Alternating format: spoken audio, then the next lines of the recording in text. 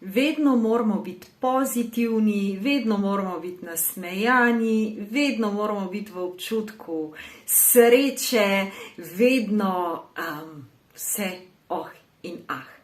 In kadar nas napade en mali črviček negativnosti, slabih občutkov, je to hitro potrebno nadomestiti z nečim pozitivnim, se nasmehniti in iti naprej. Dragi moji, tole ne pelje pravzaprav daleč, namreč znotraj nas je tako tist lep, pozitiven pol nas samih in tist malo manj prijeten, ne bom rekla negativen pol, ampak ja, manj prijeten del nas samih. In smo na zemlji, kjer imamo vedno nasprotja pri vsaki stvari. In če bomo šli v lažno pozitivnost, nenehnega nasmeha, nenehne dobre volje, nenehne sreče, pa to v bistvu samo maska, ki z našim resničnim počutjem ne bo imela hudo veliko skupnega.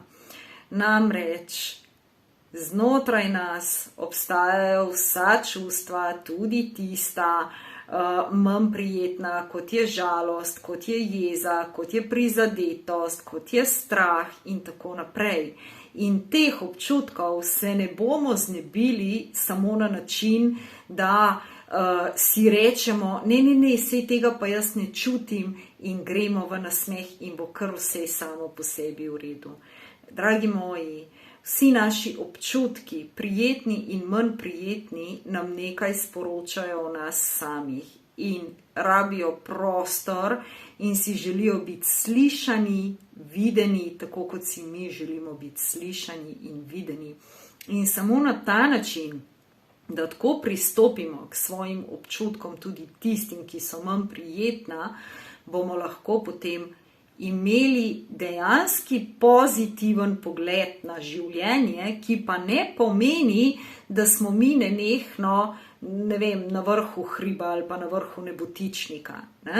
Ampak pomeni to, da bomo si dovolili biti tudi v neprijetnih občutkih in bomo zraven tega vedeli, da je vse minljivo in da če si bomo dali čas in se poglobili v te občutke, jih občutili, prečutili, bo zopet se tehtnica obrnila v drugo smer in bomo imeli obdobje, ko bomo ok.